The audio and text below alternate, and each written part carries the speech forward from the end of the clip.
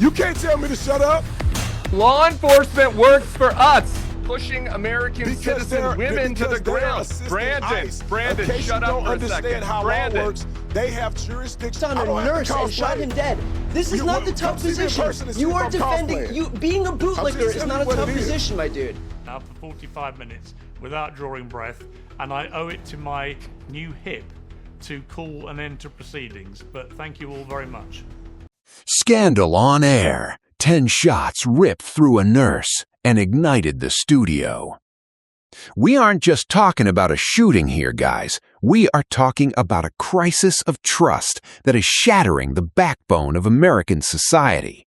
As Piers Morgan said in his fiery opening, for the wider public and for this issue of trust and being able to believe what we see with our own eyes.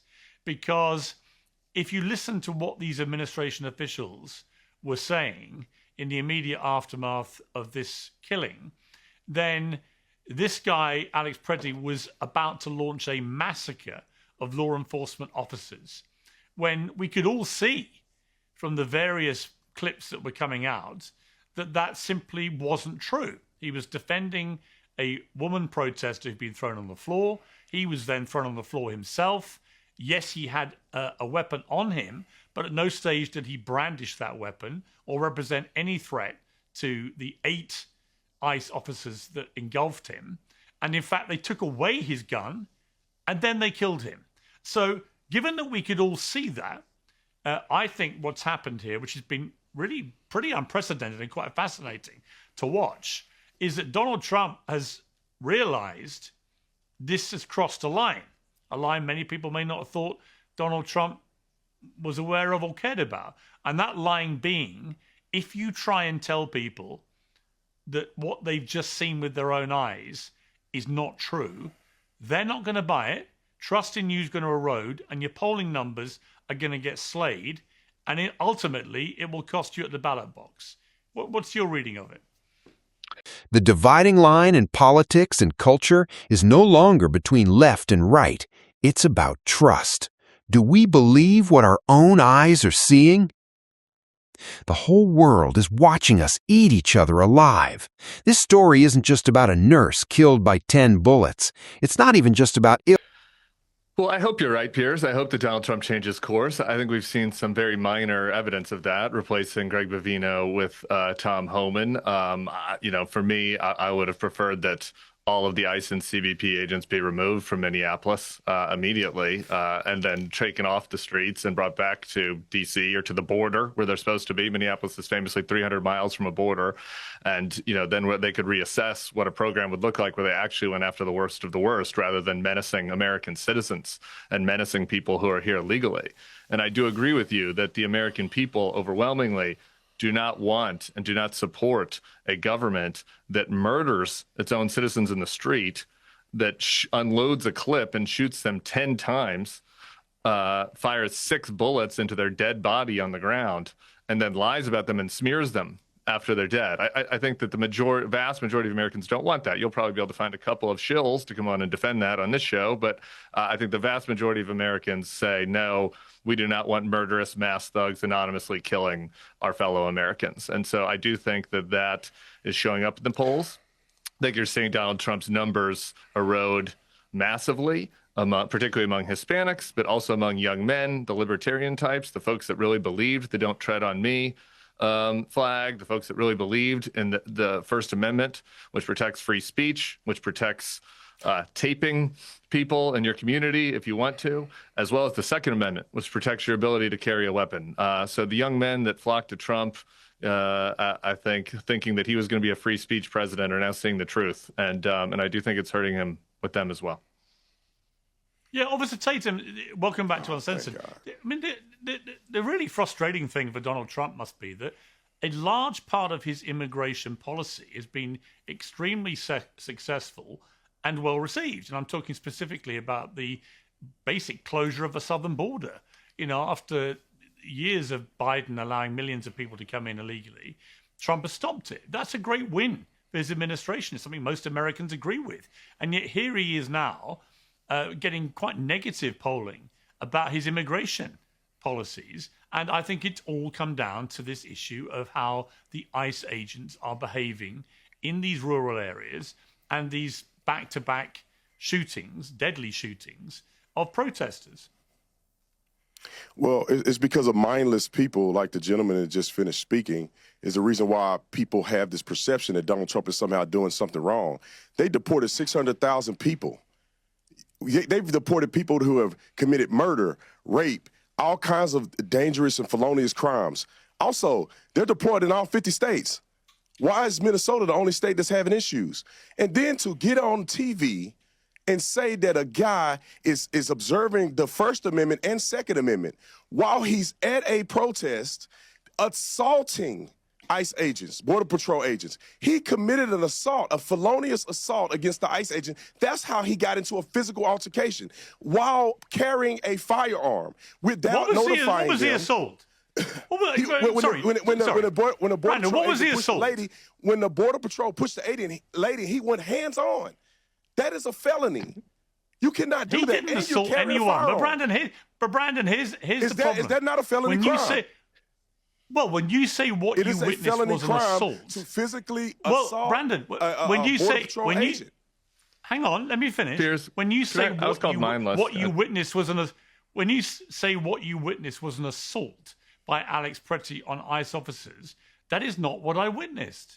Piers, because you don't live in America, you've never done law enforcement, you don't understand the law. And with all due respect, I've got a home in America. I've lived in America on and off for 20 years. But I'm saying you are not vested in American law enforcement. When you grab somebody like Pretty did with an ICE agent, that is an assault, subject to an arrest. They had every right to take him down to the ground. He had a gun on him knowingly, came with multiple magazines. But you should agree with that. But I don't agree with that. Look, I was defamed there. Well, hang on. Let me finish. A Border Patrol agent. Yeah, I will come back. Brandon, if you want to peacefully protest, you can carry a gun. Brandon, you can't assault and get into a conflict. Fine. I spent 20 years working and living in America, a lot of the year, right? So I know America very well. I've covered a lot of these stories over the years for CNN, for others, for Fox, for others, everyone, right? So you don't have to slightly patronize me with you're not from these I'm not parts. patronizing. I know I'm just America. telling the truth because I have a home. having actual experience in law hang on, enforcement is a big Brandon. difference. Let me finish. I've owned a home in Los Angeles for 16 years, okay? So I do understand how law enforcement works in America. I understand what the law is, right? I understand all of these things. But I look at what happens. Immediately you say that if you take a gun to a protest, but that's exactly what I've heard. No, when you fight people hang on, Brandon. While having a gun. I haven't finished my question. For 20 years, I've battled with the NRA and with the conservative right about this issue of guns in America. And I eventually concluded this is an issue for Americans to resolve amongst yourselves. I respect that. It's your country, your culture, your laws, your guns. However, there is a blazing hypocrisy in this narrative that's been spewed about Alex Pretty, that somehow one of the problems here was he was carrying a gun. He was carrying it legally. No, the problem is not carrying a gun. Under his Second Amendment rights. Here we go again.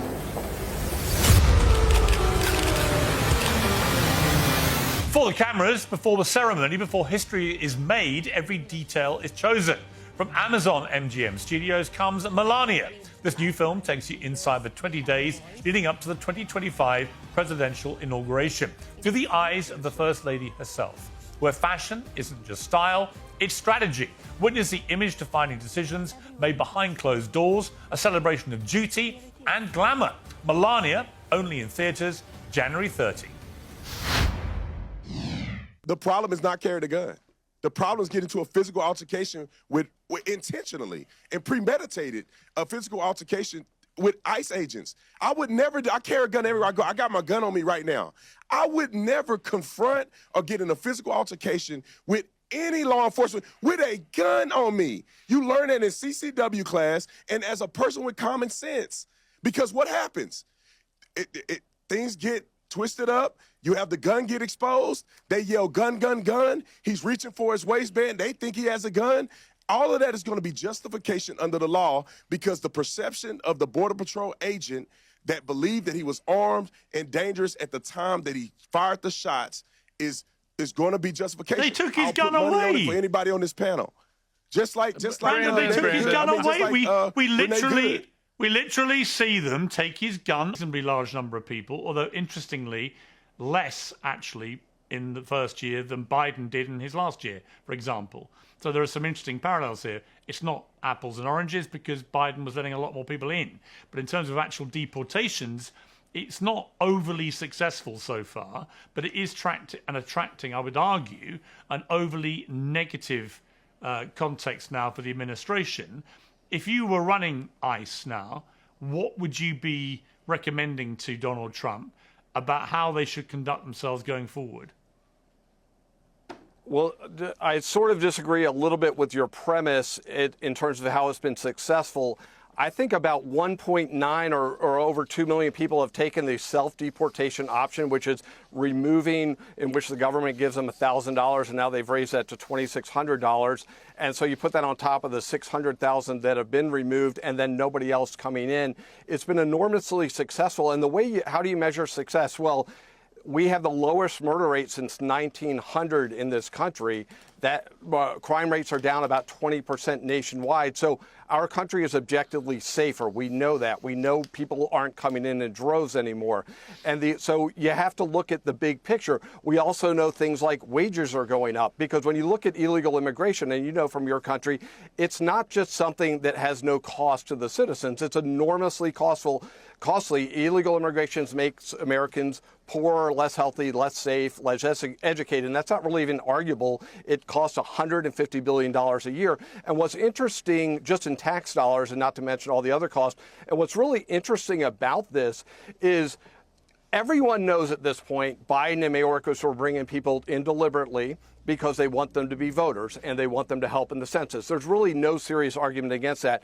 It's very interesting that the Democrats' response to everything is always stop the deportations. They never say, hey, let's think of a good way to get rid of the illegal aliens. They'll never say that. So it really is a tell where they're coming from. But as far as what I think a good messaging should be going forward is focus on the criminals for the deportations, meaning for the arrest outside of the jail. Focus on the sanctuary cities, because, you know, one of the issues with Minneapolis is the sanctuary cities where they would rather turn over a child molester back into the community than turn them over to ICE. And by the way, Tim Waltz wrote an op-ed lying about this the other day in the Wall Street Journal. So you have to wonder, is he even acting in good faith on this? But I think emphasize the criminals, emphasize the benefits from not having illegal aliens in the country, and also remember, deportations and border security are intertwined, because the reason people were coming under Biden was because they knew the second they set foot on American soil, they were all, for all intents and purposes, a citizen of this country. So you cannot have those policies or people will continue to come in. These all work together, but deport the criminals. Say who you're deporting, why, incentivize self-deportation, and talk about the benefits of not having illegal immigrants. As you know, in your country, it's a big problem.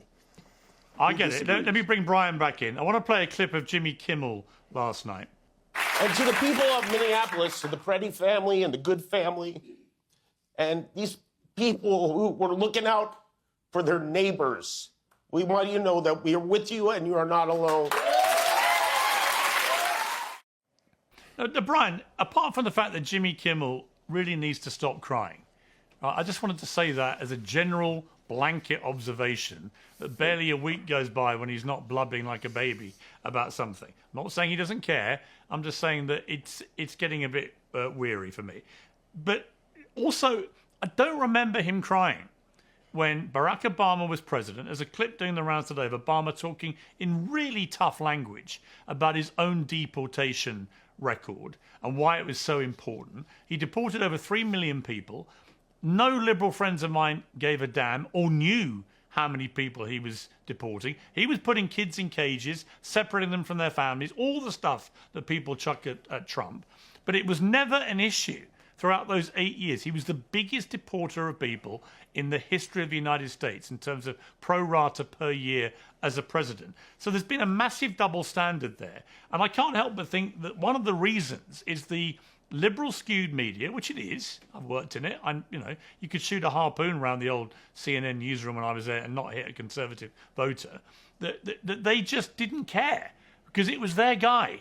And what happens this time, because everyone hates Trump on the left and the media collectively hate Trump. So they fire everything up. Then it becomes a huge thing. Then you have people going out in the streets and protesting because they've been whipped up by the media. Then you have these altercations with ICE. Then you have deadly altercations. And we're in the position we're now in. I